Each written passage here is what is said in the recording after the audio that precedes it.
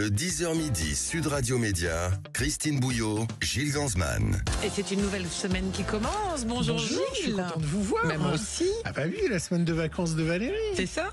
C'est les vacances scolaires. Ah oui, c'est ça. Elle est avec son petit cartable. Exactement. Allez, c'est les médias qui commencent avec quelqu'un qui est un peu comme chez elle. Elle est de la maison. C'est Liane Folly. Bonjour Liane. Bonjour à vous deux. Bienvenue. Moi, je suis tellement contente, là, tu sais. Mais oui. Oh, non, mais de vous voir, ça me fait du bien. mais et puis on se dit tout d'un coup, on se dit 7 ans, ça passe vite, hein. Oui, pour nos auditeurs qui n'étaient pas là il y a 7 ans, parce que depuis ça a grossi aussi un petit peu. Alors, vous étiez dans les couloirs de Sud Radio et à l'antenne l'après-midi. Ah oui, 2 heures l'après-midi avec des chroniqueurs. Une joyeuse bande. Ouais, c'était très très oui. C'est une belle expérience. Vous étiez incroyable. Ça vous manque la radio? La radio ou oui, des rendez-vous. Alors évidemment que on va pas la jouer concurrence machin, mais je suis aux grosses têtes quand même avec Laurent Ruquier sur RTL. Mais c'est vrai que oui, j'aime cet exercice. Et même, je dirais que la voix est beaucoup plus utilisée finalement en radio avec toutes les. Moi, j'adorerais parler la nuit à des personnes qui ont le blues, par exemple. Des auditeurs. Une voix chaude. Un petit peu comme Macha Béranger. Il y avait du monde qui l'écoutait. Je l'écoutais. Bah oui, il y avait beaucoup de monde. J'étais adolescente, mais je peux vous dire que je l'écoutais. La radio. Alors oui, la folle parenthèse, allez-y. Non, je vous laisse faire, Gilles. Non, le 21 mars. Je repars, Gilles. Vous repartez. Oui. C'est le 21 mars au théâtre de la Tour Eiffel. Vous repartez. La folle repart en scène. En thèse, pardon. Qu'est-ce que j'ai en scène aussi. Hein, en scène. Et ça vous manquait le spectacle one man show, d'être seul en scène et tout ça? Alors en fait, moi j'ai jamais arrêté parce que je fais toujours de la scène. Le spectacle vivant, j'en fais tout le temps. Là, j'ai un piano-voix, par exemple, sur les routes. Je viens de faire 3 concerts ce week-end. Donc, vous voyez, j'arrête jamais, en fait, parce que c'est la scène, c'est ma maison, c'est mon métier. Après, j'ai différentes actualités. Il est vrai que ce 3e, La Folle repart en thèse, qui est quand même une sorte de joyeux bilan, où donc, c'est plutôt un seul en scène où je vais expliquer ma vie aussi, un hommage à mes parents, et à travers la droguerie du sourire qu'ils tenaient, que j'ai commencé à faire les voix. J'explique comment c'est arrivé tout ça à l'école, les imitations, etc. Mais en fait, je m'aperçois, oui, tout le monde dit de moi que je suis une artiste plurielle. En fait, c'est ça. C'est que j'ai fait une école de comédie musicale très jeune et je suis tombée dedans. Et j'ai voulu continuer. Vous allez en voir à Londres? Ah oui. Là, je reviens de Las Vegas. Ah ouais, oui, parce que j'ai passé toutes mes vacances d'hiver, enfin de réveillon, etc. Ah bah là-bas, je vais tout voir. Mais vraiment, Awakening, c'est tout ce que fait le Cirque du Soleil, c'est exceptionnel. On trouve des spectacles affolants. Ah bon, on en parlera après. On en parle après parce que oui, c'est ça. Oui. On me dit dans l'oreillette qu'il faut qu'on parte sur le zapping, mon cher Gilles. Sinon, on va se faire attraper par la pendule, comme dirait l'autre. Victoria. Mais on y va, zapping. Bien sûr. Sud Radio Média, l'instant zapping. On est bavard. Hein. Ah, on est bavard. Christine, on y a cru. Jusqu'à la dernière minute. On a pensé qu'Antoine Dupont et le 15 de France allaient réussir. Vous voulez un scoop? Antoine Dupont, il vient aujourd'hui. Oui, je sais. On est tous prêts au garde à vous. J'ai lu le mail de Patrick Roger. Le 15 de France allait réussir l'exploit de battre de nouveau l'Angleterre. Et là, c'est la dernière minute. Un essai de Phil Baxter nous crucifie. On lance sa cavalerie derrière et peut-être le décalage sous les poteaux, c'est terrible. C'était sous les poteaux. Elliott Daly, le coaching gagnant. Il a pris l'intervalle. Il marque cet essai, et oui, tête passe sous les couvertures. Et cet essai va redonner l'avantage probablement à l'Angleterre. Ah, c'est fou, c'est terrible parce qu'il reste 22 secondes pour tenter cette transformation, soit plus que le temps. Ah oui, c'est fini. Le Grand Chelem, c'est fini. C'est fini. Terminé, on peut gagner le tournoi. Le rugby, Liane Folly, non? Alors moi je suis très foot, désolé, mais alors je vais regarder quoi? Foot. Ah non, au départ, je suis quand même la mascotte de l'OL parce que à Lyon, mais c'est vrai que non, le foot définitivement. J'en ai fait quand j'étais jeune à Lyon. Ah oui. Oui. Et le foot féminin et tout ça foot féminin avant qu'il passe professionnel. Mais en amatrice, oui. J'ai adoré faire du foot de 12 à 17 ans à peu près. Quel poste? Oui. Oh, j'étais ailier droit ou avant-centre. Vous deviez être un petit news sur le terrain, non? Oui, mais j'aimais aller droit au but. Ce qui est toujours mon cas aujourd'hui. Tout à l'heure. Aujourd'hui et demain se tient le sommet pour l'action sur l'intelligence artificielle. D'ailleurs, demain, nous recevrons Luc Julia, qui est le co-créateur de Siri. C'est un grand ponte en matière d'IA. En attendant, hier, le président Emmanuel Macron était sur France 2 et il a annoncé un investissement massif dans l'intelligence artificielle. Ça a été très relayé dans les médias. L'Europe va accélérer, la France va accélérer. Et donc, pour nous, la France, on annonce demain à ce sommet 109 milliards d'euros d'investissement dans l'intelligence artificielle sur les prochaines années. Qu'est-ce que c'est ? C'est exactement l'équivalent pour la France de ce que les États-Unis ont annoncé avec Stargate, c'est 500 milliards. C'est le même rapport. États-Unis, France. Donc, notre investissement sera de combien ? 109 milliards. 109 milliards. C'est la première fois de l'histoire qu'il y a un tel investissement. C'est la première fois parce qu'on a travaillé énormément et parce qu'on a des atouts. Et donc, c'est des investissements que les Émirats arabes unis vont faire. Ils vont créer un super data center sur le territoire. C'est des grands fonds d'investissement américains, canadiens. Ce sont aussi des entreprises françaises. Vous avez vu que dans le monde, il y a eu une pétition de beaucoup d'artistes qui ont demandé au président d'être vigilant. Vous avez peur d'être remplacé par l'IA ? Mais j'ai signé pour cette pétition. Voilà. C'est normal parce que nous on défend la SACEM, la DAMI, enfin tous ceux qui nous ont demandé de les accompagner dans cette opération. Eh bien, c'est normal. Nous sommes là pour défendre. Oui, bien sûr qu'on a peur parce que tout va être possible, hein. Tout et n'importe quoi. Mais surtout à la base, tout ce qu'on a créé, qu'on a écrit, qu'on a composé, eh bien, ça doit quand même, on doit avoir des droits qui nous reviennent. Oui, c'est parce normal. que l'IA va piocher des choses existantes. L'IA ne crée pas des choses, mais fait un puzzle avec différentes choses en allant chercher, évidemment. Et notamment sur les voix. C'était vraiment le sujet. C'est-à-dire que maintenant aussi, même des personnes qui sont évidemment décédées, on peut tout refaire, des albums, les faire parler. Vous voyez bien. Pour faire la publicité, d'ailleurs, ça n'a pas dû vous échapper, Gilles, pour faire la publicité de cet grand événement sur l'IA, eh bien, Emmanuel Macron s'est quand même servi de ça fait beaucoup parler. C'est incroyable. Le président, pardon. Ouais. De toutes les versions de l'IA, les deepfakes. Ah, c'est un truc de dingue. C'est incroyable, hein. Ah oui, c'est puissant. Est-ce qu'on vous a déjà proposé l'Eurovision ? Eh bien, on m'a proposé l'Eurovision, oui, il y a très très longtemps. Au tout début de ma carrière, c'était quelque chose que j'envisageais, oui, peut-être. Et puis ensuite, moi j'étais dans une maison de disques rock'n'roll, hein. J'étais chez Virgin pendant 20 ans. Je peux vous dire que l'Eurovision, c'était pas leur truc. Cette année, hein, on connaît, c'est donc Louane qui va représenter la France. Et ce samedi, dans quelle époque la comédienne Marina Fox était ravie, comme la chanteuse Santa, mais pas pour la même raison. Écoutez ce qu'a raconté Marina Fox et Santa. Je l'aime. Et elle vous adore également. Ouais. On a des rapports, depuis la famille Bélier. J'aime la chanteuse qu'elle est, mais j'aime la jeune femme qu'elle est. Enfin, j'ai beaucoup d'affection. Candidate à l'Eurovision. Oui, elle va gagner. Oui. Elle va gagner, les trois. Ouais. Ah bah ouais. Moi, je trouve que c'est une très grande interprète. On me prend souvent pour Louane, moi. Oui, mais il y a un petit je lui fais dire plein de conneries. Vous êtes Louane ? Oui. Et là, je sors des horreurs. Et vous ne la connaissez pas ? Si. Ouais. Et on s'est déjà témoigné notre amitié.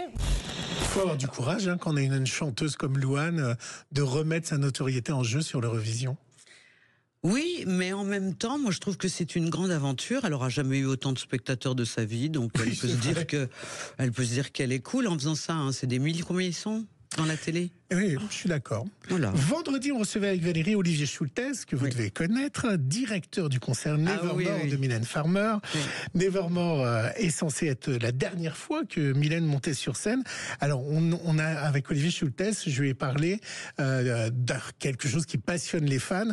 Le dernier concert de Mylène Farmer, il y avait, dans les autres concerts, Nevermore s'affichait à la fin du concert. Et au dernier concert, le Never s'est éteint pour laisser le mort. Donc, ils se sont dit que ça serait pas son dernier concert. Mais seulement voilà. Vous savez qu'il y a toujours des artistes qui ont fait leurs adieux en plusieurs exemplaires. Hein. Et oui, mais écoutez ce que raconte Thierry Suc, c'était sur BFM vendredi. Oh, il a cassé l'histoire. Vous allez voir pourquoi il n'y a que mort qui s'est affiché. C'est un problème informatique. Oui. Écoutez. J'étais à l'hôtel avec Mylène après le spectacle, on était déjà rentrés et je recevais énormément de messages de gens qui me disaient « Oh bravo, vous avez fait naître l'espoir avec le mort » et je comprenais rien du tout. Donc j'ai appelé mon directeur de production pour lui dire « Mais qu'est-ce qui se passe ?» Il me dit en fait, il y a un technicien qui a débranché un côté des écrans et pas l'autre côté. Donc un petit clin d'œil peut-être de la vie, mais voilà, ceux qui veulent me croire, c'est très sincère. Enfin, vraiment, rien n'avait été ni prémédité, ni c'est un message subliminal. C'est comme ça. Mais voilà, c'est ainsi, cette soirée-là, au lieu de Never, c'est le mort qui est resté éclairé et affiché. Vrai ou faux suspense, Liane Folly. Moi, vous croyez pas. Vous savez bien que les roads, dès que c'est fini, ils débranchent tout rapidement. Oui, ça peut être aussi fake pour jouer sur le truc. Mais oui, non, mais moi je pense que non, mais je sais pas, moi j'imagine pas que Mylène Farmer puisse arrêter sa carrière maintenant. Ça c'est autre chose. Schultes nous a dit la même chose. Ah oui, non, c'est pas possible. Elle est vraiment au firmament de son succès, de son talent. Elle est belle, elle est. Vous êtes jamais dit un jour j'arrête? C'est impossible. J'ai jamais dit ça, non, pas encore, mais peut-être que ça va venir. Mais non, moi je suis très heureuse. Mon métier, je le fais, je suis née comme ça. C'est tellement fluide, c'est tellement et ma vie, c'est d'être en scène. Hein. C'est le spectacle vivant, donc non, pas pour l'instant. Mais je saurais, pardon, je finis ma phrase. Je suis longue, mais voilà, j'en profite en étant direct. Ce que je veux dire, c'est que je saurais aussi m'arrêter. Attends. Ah oui. C'est important ça. Parce qu'il y en a qui n'ont pas su le faire. Ah, je ne critique pas, je ne juge pas, je constate. Cette nuit, c'était le Super Bowl diffusé sur M6, alors qui a vu les Kansas City Chiefs. Alors moi, j'ai toujours pas compris les règles du foot américain, mais bon, allez-y. J'ai un truc qui m'échappe. Écrasé ça s'arrête par toutes les 3 secondes. Eagles Philadelphia. Ouais. Ça dure 4 heures. Oui, mais c'est parce qu'il y a les pubs et les. Il y a les pubs. Ils sont beaux, hein, les footballeurs américains. Ils sont un peu. Même si on comprend pas. Oui, mais moi j'aime bien. Donc même si on comprend pas les règles, on peut regarder. Évidemment, le grand moment, ça a été le show à la mi-temps. Ah bah oui. Alors, le show à la mi-temps cette année, c'était le rappeur. Et qui s'installe en France, mon cher Gilles. Oui, parce qu'on va avoir Louane. On va avoir Louane de plus en plus, les finales avec des concerts. Kendrick Lamar, c'est un rappeur avec un nombre de danseurs. Moi, je l'ai vu impressionnant aux couleurs du drapeau américain. Et ça tombe bien, car pour la première fois, il y avait un président américain à la finale du Super Bowl, et c'était Donald Trump. Ah bah oui. On écoute sa performance. Allez, Donald. Non, c'était le chant.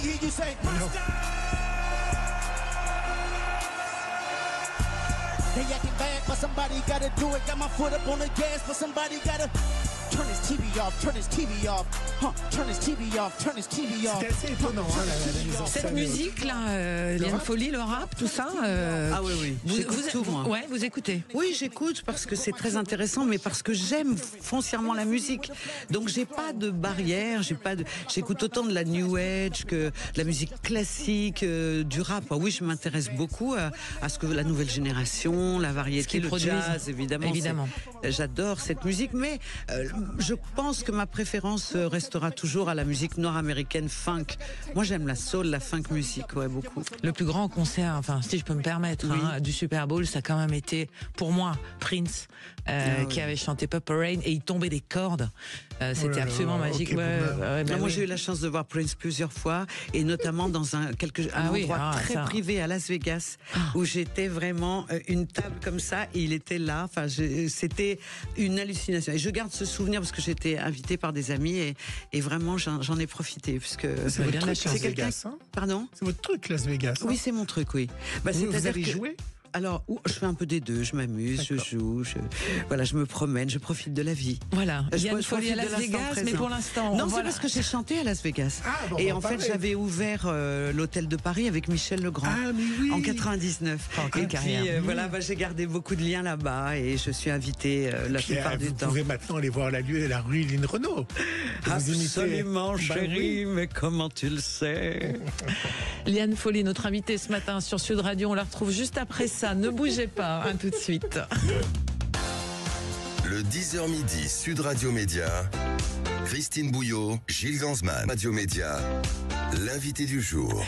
Et nous sommes avec Liane Folly pour bien démarrer la semaine. Qui chante la pub. Vous l'avez pas les coulisses? Mais parce que j'ai commencé par ça. Donc parce que là, sur les pubs dans les studios, bien sûr.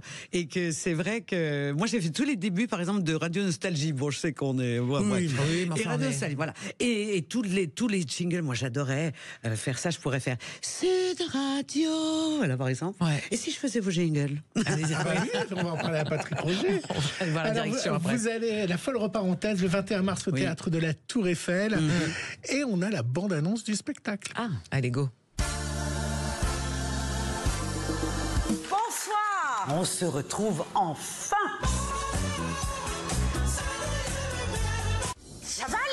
Bah alors, faut rigoler, c'est tout. Pourquoi tu rigoles pas, toi? Vous savez pas ce qui m'arrive? Il faut que ça bouge, il faut que ça tremble, il faut que ça transpire. Rien que pour les faire chier, tous ces cons, hein. Et je leur ai dit, Babar vous emmerde. Nombreux là-dedans, ça fait des travaux, ça. Et le danseur. Est-ce que je peux emprunter vos toilettes parce que je dois repositionner mes boules de geisha? Ah, ça vaut le détour. Ah oui, il y a plein de nouvelles voix dans ce show. C'est ça qui m'a surpris. C'est un show joyeux parce que, en fait, moi, c'est pour ça que j'ai continué, en fait, les One, parce que c'était après le confinement. Et là, je devais me décider, savoir quoi faire. Et je pensais que les gens avaient tellement envie de se détendre, rire. Moi, le public, c'est ma famille de cœur. C'est celle que j'ai choisie. Donc, je me disais, bon, allez, puis j'aime m'amuser avec eux. Le show est très interactif, donc ils participent, ils chantent, ils rient. Enfin, c'est vraiment un beau voyage qu'on fait ensemble avec le spectateur. Donc, ça, voilà, c'est vraiment bien. Venez au théâtre de la Tour Eiffel. Puis en plus, on est bien là-bas, on est connecté avec la Tour Eiffel. Ouais, absolument. Le théâtre est incroyable, d'ailleurs. Je l'adore. Il a une atmosphère différente, on peut le dire à nos auditeurs. Vraiment. Il y a comme des fantômes. Enfin, c'est un drôle d'endroit. Oui, et puis quelque chose de précieux, de très joli. Et je pense à nos auditeurs de province, une petite tournée est-elle prévue avec ce spectacle? Ah bah là, ça fait déjà ça depuis 2023 que je suis en tournée. En tournée avec ce spectacle. Oui, je pense qu'il y a beaucoup plus de gens en province qui l'ont vu que de gens. Et là, à Paris, j'avais fait le Théâtre des Variétés il y a 1 an, et puis là, je recommence. Il n'y a plus beaucoup de femmes imitatrices. On connaît les 2 plus grands imitateurs, qui sont Canteloup et sur RTL, j'ai un trou. Gérard. Et Laurent Gérard, mais c'est vrai qu'il n'y a plus beaucoup de femmes. Il y a eu des femmes à un moment. En fait, ça dépend, parce que imitateur, imitatrice, il y a performance vocale uniquement, il y a différentes familles comme ça. C'est vrai. Véronique Decker. Oui, Decker, oui. Elle vous met Decker. Véronique Decker, elle est une performeuse, c'est-à-dire que c'est vraiment le choix à l'américaine où elle va faire les voix, etc. C'est de la performance vocale, tout comme Michael Gregorio d'ailleurs. Oui. Voilà. Moi, c'est complètement autre chose, ça n'a rien à voir. Moi, je fais un show de comédie qui est mélangé. Voilà, c'est drôle. Voilà. Mais pour préparer Liane Folly, ces voix, vous faites comme explique par exemple Nicolas Canteloup, qui se met des heures entières à regarder quelqu'un pour voir ses mimiques. Alors, voilà, quand il dit j'imite Nicolas Sarkozy, il a l'épaule qui monte, comme il devient Nicolas Sarkozy physiquement, quoi. Ah bah, de toute façon, on est obligé. Quand on imite quelqu'un, on rentre vraiment en lui. D'ailleurs, les Américains disent que les plus grands serial killers sont des imitateurs. Fermez la porte. Oui, mais c'est vrai. Ouais. Et en fait, parce qu'il y a une schizophrénie intense, c'est que quelque part, on rentre dans le personnage, on habite son âme, son corps, la façon de se mouvoir. C'est très impressionnant.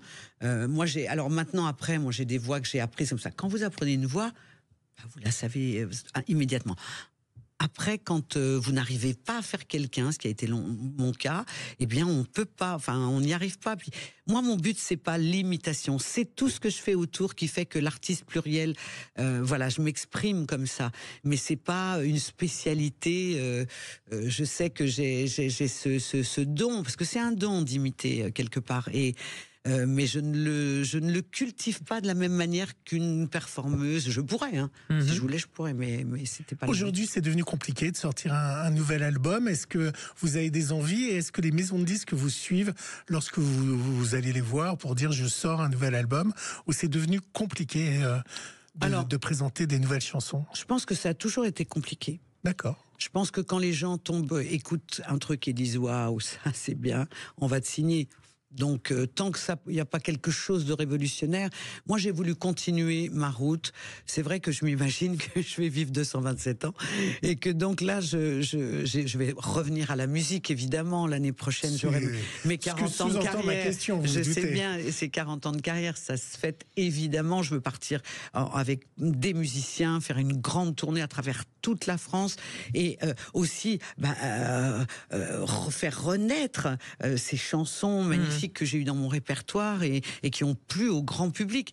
Vous savez, moi, si je suis toujours et encore là, c'est grâce au public. C'est que grâce à lui. Mais c'est aussi grâce à vos musiques, vos chansons qui ont touché ce public. Oui, mais le public, il iconiques. adhère. Oui, mais 40 ans de carrière, je peux vous dire que c'est 4 générations. Hein, donc, faut vraiment. Oui, mais par exemple, on voit aujourd'hui les jeunes générations que l'on observe nous aujourd'hui, qui se passionnent pour des musiques qu'on a aimées, du répertoire ancien, des Michel Berger, des France Gall, etc. Ça revient à la mode. Oui, et ils se plongent dans ce répertoire-là. Donc, ça veut dire aussi qu'il y a des chansons qui touche profondément. Oui, par exemple, en tournée, avec quand je fais un piano-voix, etc., je fais un hommage à Charles Aznavour, à Michel Legrand, à George Michael, que j'adore. Voilà, donc il y a Léo Ferré. Donc, c'est vrai que moi, j'ai toujours transmis cette richesse aussi culturelle que nous avons, des traînées, etc. Et c'est d'ailleurs la raison pour laquelle j'ai été honorée par la République, parce que je suis allée chanter aussi dans le monde entier nos trésors. Les compositeurs français sont les seuls à être dans le top de tout ce que vous voulez, des 50-100 plus belles chansons au monde, et qui ont révolutionné donc les époques. Et Edith Piaf, n'oublions pas, c'est quand même une chanteuse qui a été la plus grande au monde. Et qu'est-ce que vous avez pensé de la polémique autour d'Aya Nakamura à la cérémonie d'ouverture des JO?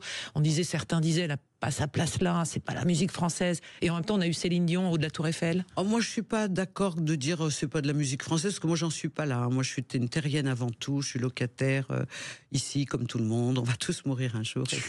Il faut quand même le rappeler. Ah oui, je suis locataire. C'est super beau comme expression. Je suis locataire sur terre, mais j'ai voilà. Donc, il y en a beaucoup qui l'oublient. Ah mais justement, c'est pour ça que moi j'aime bien le redire, parce que je ne l'oublie pas. C'était dans mon éducation, j'ai continué à le penser, et je le pense aujourd'hui. Pour en revenir à Aya Nakamura, qui est d'ailleurs une grande artiste, j'aime beaucoup cette femme qui a énormément de talent. On ne s'est jamais rencontrés, mais parce qu'il faut évoluer avec son temps, et je trouve que moi ça me plaît beaucoup. J'écoute sa musique, je veux dire, elle est inspirante, elle est voilà. Mais vous c'est un personnage. Ah si, parce que non, c'est sur scène, c'est parce que Lynn Renaud à un moment donné, il y a toute une, elle a complètement vrillé. Elle ne parle que de Jones. Ah, c'est drôle. Écoute, chérie, tu sais quoi, j'ai découvert Yaya Nakamasutra. Elle est formidable. Et donc, elle fait Jaja, il n'y a pas moyen de déjà. Et non, mais c'est vrai que non, moi je suis pour l'ouverture. De toute façon, c'est la musique qui compte. Et c'est ce que les gens écoutent, ce sont les vibrations qu'on envoie. Je ne vous cache pas que j'aurais bien aimé qu'on me sollicite pour chanter aux Jeux Olympiques. On ne m'a même pas proposé de venir porter quelques secondes la flamme. D'accord. Et pourtant, je l'ai demandé parce que ça m'aurait vraiment touchée. Oui, une forme de reconnaissance. C'est une reconnaissance, d'ailleurs, puisque j'en ai eu cette même année-là forte. En la Légion d'honneur. Donc c'est vrai que ça m'aurait fait plaisir. Et puis je suis une ancienne sportive. J'ai fait beaucoup d'athlétisme quand j'étais jeune. Mon père adorait, c'était vraiment un très très bon, un cycliste vraiment émérite. Et voilà, j'aurais bien aimé, mais bon, il y en a eu beaucoup pourtant, mais je n'ai pas été. Non, ça n'existe pas. Est-ce que vous, 40 ans après, vous vous souvenez d'au fur et à mesure? Les paroles ou pas? Je les ai écrites, si vous voulez. Donc oui, c'est comme vous voulez. Moi, cette chanson non, quand même, je suis pas gaga. Ça démarre comment, alors? Je t'écris des mots purs, j'ai gommé les ratures, et là sur le papier, j'ai effacé tes fautes, Gilles, au fur et à mesure. Bravo. Voilà. Il faut applaudir, mesdames, messieurs. Merci. Je l'ai eu grâce à la provoque. Oui, c'est ça. Oui. C'est un plaisir immense de vous avoir eu ce matin sur l'antenne de Sud Radio, Liane. Je suis très heureuse d'avoir été parmi vous. Ah bah oui. Et la folle parenthèse, 21 mars, vous pouvez déjà réserver vos places au théâtre de la Tour Eiffel. Vous verrez un beau théâtre et un artiste incroyable. On vous souhaite une bonne route. Merci pour à la vous. suite. Merci beaucoup. Dans un instant, on va parler de nos économies. Vous savez gérer les artistes et les économies. Souvent, il y a une espèce de un grand spécialiste qui va vous apprendre à dénicher des petites ristournes, en tous les cas, des économies à faire et pas des moindres. Si vous avez des petits problèmes de budget, je vous conseille d'écouter ce qui va suivre. À tout de suite. Le 10h midi Sud Radio Média, Christine Bouillot, Gilles Gansman. Le supplément média. Le supplément média avec Olivier Dauvert pour cette émission diffusée ce soir à 21h10 sur M6 qui s'intitule À quel prix. Bonjour Olivier. Bonjour. Alors avec toute votre bande autour de Julien Courbet, vous allez apprendre aux consommateurs et consommatrices, souvent c'est les femmes qui font les budgets dans les ménages, comment faire des petites économies d'échelle. Et c'est stupéfiant de s'apercevoir que en réalité le diable se cache dans tous les détails de nos factures, de nos abonnements, de quand on fait nos courses, et on est capable de faire des petites économies rien qu'en regardant en fait son compte en banque. En fait, on en a partout sous le pied, mais on s'en rend pas compte. C'est la fainéantise ? C'est la routine, c'est l'habitude, c'est le fait de ne pas regarder en permanence ce sur quoi on est engagé, parce que vous verrez ce soir, il y a une séquence où on retravaille le prix des abonnements en se posant la question toute bête. Cet abonnement, il me donne quoi ? Ah, mais je me rends compte que l'autre me donne pour partie un peu pareil, donc il y en a un de trop sur les deux. Et bref, en fait, on se rend compte, mais c'est valable peut-être dans beaucoup de compartiments de notre vie, c'est que s'installe une forme de routine qui nous fait oublier ce sur quoi on est engagé. Et puis ces dépenses-là, elles ont une particularité, on les sort pas de notre poche. C'est quelqu'un qui vient se servir chez nous. Et donc il n'y a pas la sensation de l'appauvrissement de la même manière que lorsque vous êtes dans un magasin, vous dépensez 100, 150, 200 euros, vous les voyez sortir de votre poche ou de votre carte bancaire. Là, c'est le principe du prélèvement. C'est le prélèvement. C'est une dépense en apparence invisible, mais qui n'est pas indolore. Alors ce soir, c'est une nouvelle émission qui arrive sur M6. Faut dire que c'est extrêmement bien produit, avec des reportages un peu à la capitale qui sont extrêmement bien faits, plus un laboratoire, vous verrez, sur les machines à laver. C'est formidable. Et vous vous occupez, évidemment, on vous connaît en particulier pour ça, pour la grande distribution. Alors, on va pas spoiler l'émission, vous accompagnez une famille, vous donnez des conseils, et à un moment, vous parlez, dans la famille va acheter du poulet un peu trop cher, alors que derrière, il y avait des cuisses de poulet beaucoup moins chères. Et moi, je me suis dit, mais oui, mais les plus chers, ils sont peut-être Label Rouge et meilleurs. Parce que dans cette émission, le seul reproche que je pourrais faire, c'est qu'on ne parle pas de la qualité des produits. Forcément, on peut toujours trouver des produits moins chers, mais ils sont vos pilons de poulet, ils sont peut-être deux remarques par rapport à ça. D'abord, c'était un rêve de très longtemps que d'accompagner des gens faire leurs courses pour transmettre, pour passer ce que je sais par ailleurs depuis 35 ans que je m'intéresse au commerce et à la conso.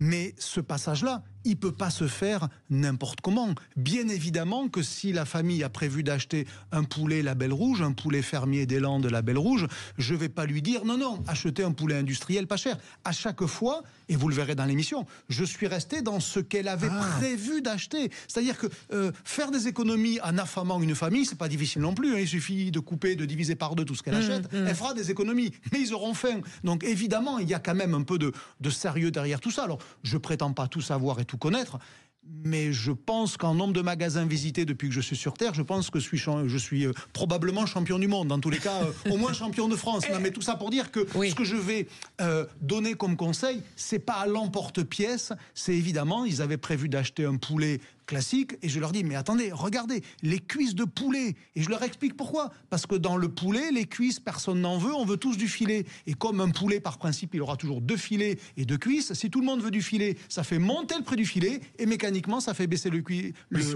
des cuisses, parce qu'il faut les écouler, et donc c'est comme ça qu'on fait des économies. Si j'ai pas d'argent, je suis condamné à manger des cuisses? Non, vous êtes condamné à vous intéresser aux morceaux qui n'intéressent pas les autres. Et si vous savez les cuisiner, moi, je vis convenablement, j'adore m'acheter des cuisses de poulet à 2,90 € le kilo, vous les mettez 45 minutes au four, elles sont croustillantes comme dans une rôtisserie, mais c'est un régal. Et j'ai pas payé 2,90 € le kilo en me disant, oh mon Dieu, qu'est-ce que je suis malheureux. Non, j'ai fait une super affaire et en plus c'est bon. Il s'agit pas d'affamer les gens ou de les rendre malheureux par l'alimentation. Il s'agit de leur dire, il y a peut-être mieux à faire que ce que vous faites. Est-ce que c'est pas une forme de tordre le cou aussi, ces problèmes de questions de pouvoir d'achat? Ça revient en permanence. Il y a des chiffres là qui viennent de sortir. Les Français sont à découvert au 16 du mois, enfin une grande majorité pour certains, de leur dire, mais en même temps, avec des petits revenus ou des petits salaires, vous pouvez arriver à vous en sortir et à consommer.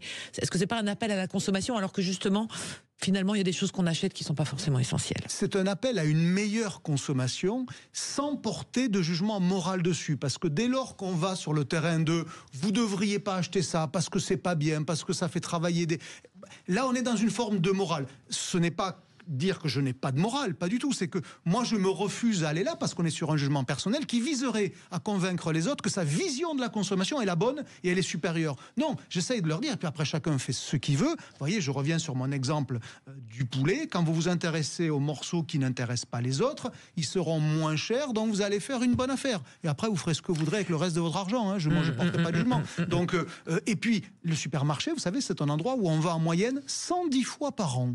Ça, c'est la moyenne France. Alors, il y a des écarts à la moyenne. 110 fois par an. On dépense en moyenne, une famille, papa, maman et 2 enfants, 5 000 € par an au supermarché. Si à chaque fois que vous y allez, vous dépensez un tout petit peu moins sur quelque chose parce que vous êtes un peu plus malin, un peu plus éveillé, vous regardez un peu plus ce que vous achetez, vous passez un peu plus de temps, quand vous multipliez une économie fois 110, l'économie elle devient tout de suite plus importante. Ce qui m'a étonné dans l'émission, vous qui êtes le grand spécialiste, et qui est peut-être l'image de nos auditeurs, en fait, vous expliquez que les grandes surfaces et les grands hypermarchés ne font presque pas de marge.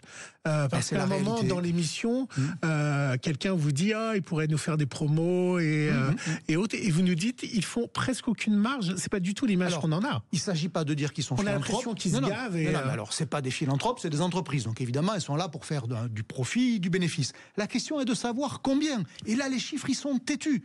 En moyenne, un hypermarché, ça gagne à peu près 2% de son chiffre d'affaires sous forme de bénéfices nets. C'est-à-dire une fois qu'on a tout payé. Parce qu'on raconte tout et n'importe quoi. Quand on vous dit ils ont margé à 30 à 40%, il faut payer le personnel, que je sache, ils ne sont pas bénévoles. Hein. Ceux qui y bossent, il faut payer l'électricité, il faut payer le loyer. Et donc, on mélange souvent ce qu'on appelle la marge brute. C'est ce qui sert à payer les charges d'un magasin. Et le bénéfice, c'est ce qui reste dans la poche de celui qui le possède. La moyenne, elle est à 2. Alors effectivement, ensuite, il y a des gros écarts à la moyenne. Le fruits et légumes, ils margent davantage. Pourquoi ? Parce que le fruits et légumes, c'est un produit qui dépérit. Si le soir, vos salades, elles ne sont pas vendues, elles sont jetées. Donc il faut que la marge des salades qui ont été vendues dans la journée puisse venir couvrir les salades qui seront éventuellement jetées. Vous voyez ce que je veux dire ? Donc plus vous êtes sur des produits périssables, plus les marges sont élevées. Donc il ne s'agit pas de dire qu'il n'y a pas des cas où les marges sont hautes. Oui, bien sûr qu'il y en a. Moi, je regarde la moyenne parce que je suis un peu rigoureux comme garçon. Je suis cartésien, je fais des études agricoles, plein de bon sens, tout...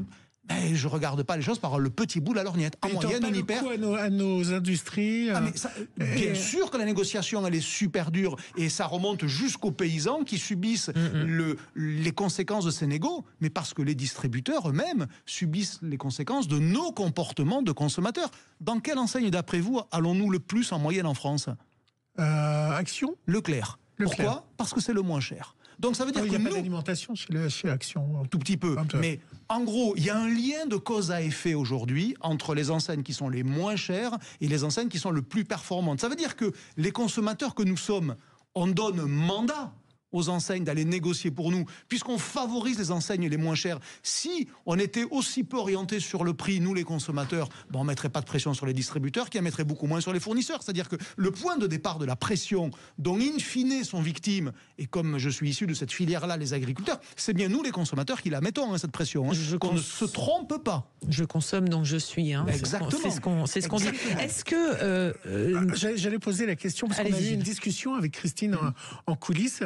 On s'est dit qu'on allait vous poser la question. Finalement, nos cuisses de poulet, ce serait pas mieux d'aller au marché les acheter ou chez le boucher ? Est-ce que c'est moins cher ? Moi, je pense que c'est plus cher et Christine pense que c'est moins cher. Alors, la difficulté qu'il y a à généraliser, c'est qu'on trouvera chacun le contre-exemple qui sert sa propre conviction.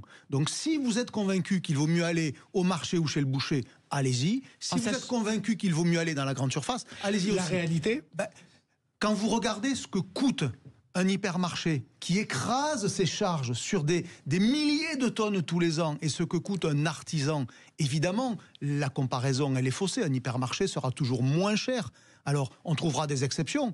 Mais le boucher, il vous apportera autre chose. Il vous apportera le fait que vous le connaissez. Même au marché, qui vous dit bonjour monsieur. C'est plus cher que le Les fruits et légumes au marché. Mais bien sûr. Mais bien sûr. Et le principe d'un hypermarché, c'est la masse pour diminuer les coûts par le volume qu'ils vendent. N'importe qui peut le comprendre. Mais après, il y a des moments où on ne veut pas le voir. Et c'est respectable parce qu'on vient chercher autre chose qu'un prix. On vient chercher le contact client, le conseil éventuellement. Voilà. Est-ce que c'est vrai que pour un supermarché, la porte d'entrée des fruits et légumes et les bouteilles au fond du magasin, c'est les deux impératifs avec le rayon boucherie-charcuterie? C'est les rayons qui justifient du fait que vous veniez le plus souvent possible. Si je vous mets à l'entrée des paquets de biscuits qui se conservent 3 mois dans votre étagère, ça ne va pas vous donner envie de revenir. Si je vous mets des belles salades dont vous savez que vous n'allez pas en prendre pour une semaine parce qu'elle sera défraîchie dans votre frigo, vous allez avoir envie de revenir le lendemain matin. Les produits frais, plus généralement, c'est ça qui donne envie de venir et de revenir. C'est d'ailleurs ça qui forge l'image d'un magasin. Et les magasins qui marchent le mieux, c'est les magasins qui ont des rayons fruits et légumes dignes d'un marché ou un rayon boucherie digne d'un étal de spécialistes. Parce que ça donne envie. C'est ce que j'appelle, moi, de manière un peu familière, des temples de la bouffe. Quand vous êtes dans un supermarché bien tenu, vous regrettez presque de ne faire que 3 repas par jour. Comme quand vous êtes dans un restaurant, ça a dû vous arriver. Vous avez une liste de plats et vous dites j'en mangerai bien 2 ou 3. Puis vous savez bien que de toute façon, vous allez en manger qu'un, parce que c'est pas possible. Et donc, ça vous fait tellement envie que vous avez envie de tout essayer. Eh bien, un supermarché, dès lors qu'il est capable de générer cette envie-là, d'acheter tellement c'est beau, c'est bon, ça donne envie, il a gagné le match. Et ils sont pas tous à ce niveau-là. Moi, je suis assez admiratif de M6 de faire une telle émission, parce que M6 a des annonceurs. Est-ce que vous avez conscience que vous avez une chance de faire cette émission-là, mais est-ce que vous avez eu, à l'inverse, des choses contre, en disant ça, c'est un annonceur important pour 2 vous. remarques par rapport à ça. Je suis un éditeur dans ma vie professionnelle par ailleurs, puisque j'ai une entreprise d'édition spécialisée. Vous avez votre site web, bien sûr. Donc, la frontière entre pub et rédaction, je la connais par cœur depuis 35 ans que je suis dans la presse pro. Je dois dire, et en vous regardant dans les yeux, ça fait 3 ans que je suis dans le groupe RTL M6, où je parle conso matin, midi et soir. Enfin, je caricature un peu. Je n'ai jamais, mais alors vraiment, jamais eu la moindre pression, le moindre écho, la moindre remarque sur des marques que je citerai ou que je ne citerai pas, parce que des fois, on peut vous reprocher de ne pas citer quelqu'un. Alors là, franchement, je vous regarde, mais alors, jamais. Et dans la presse pro, je peux vous dire, qui est celle de ma famille d'origine, la frontière, elle est parfois beaucoup plus perméable qu'elle ne l'est, pour le coup, sur une grande chaîne avec des grands annonceurs. Et je l'imagine, parce que je ne suis pas à la régie, des sommes en jeu faramineuses. Mais quand on est à peu près sérieux sur ce qu'on raconte, on ne vient pas vous expliquer ce qu'il faut dire. Juste une dernière question rapide. Johnny va nous taper sur les doigts. Est-ce que Julien Courbet, il est sympa. Oui, il est sympa. Mais est-ce qu'il consomme, est-ce qu'il suit vos conseils? Oui, je lui ai fait goûter le délice végétal de chez Picard, qui est un ersatz de foie gras, comme il est très sensible à la cause animale. Il a adoré ça, et je pense pouvoir dire que je lui ai fait déguster quelque chose. Il a trouvé que ça avait le goût de foie gras? Mais ça lui plaît, c'est l'essentiel. Mais est-ce que c'est le goût de foie gras? Attention à tout jugement moralisateur, ce que vous aimez n'est pas destiné à être aimé par tous. Il faut être très distancié par rapport à ça. Alors, économiser plus pour gagner plus, pour regarder ce soir. Vraiment, ça nous arrangerait. C'est super. Et j'ai envie de dire, les jeunes générations qui ont tout dématérialisé, qui ne savent plus vraiment, enfin en tous les cas qui ont une utilisation de leur budget parfois un peu complexe, puisque tout est sur le téléphone, donc on se rend pas forcément compte de comment ça se passe. Regardez bien, économisez plus, gagnez plus, mais c'est l'émission À quel prix ce soir 21h10 sur M6. Merci Olivier Dauvert. Merci, je vous en prie. Merci beaucoup Gilles, je vous dis à demain. Oui, demain on va parler de l'IA et de nature, on recevra Yann Arthus Bertrand. Absolument, absolument. Maintenant on va s'arrêter un petit instant et on va tenter de se mettre d'accord. À tout de suite. Sud Radio, votre attention est notre plus belle récompense.